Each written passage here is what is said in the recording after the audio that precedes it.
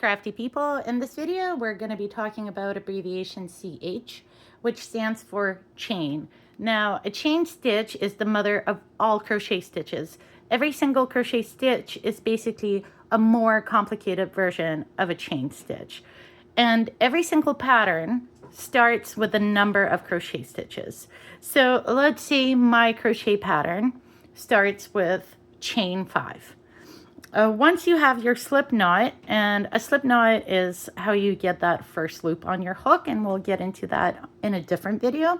But once you have your slip knot on your hook, you're gonna have to make some chains. In my pattern, I said there was 5.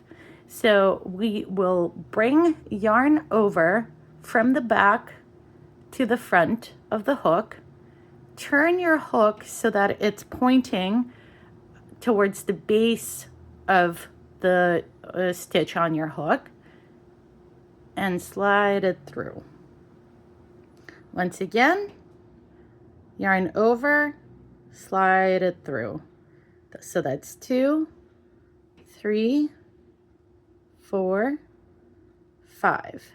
The reason I like to turn my hook towards the base of the stitch is because a chain it's got kind of like a teardrop shape, and with the hook pointing down, there's room for it to go through.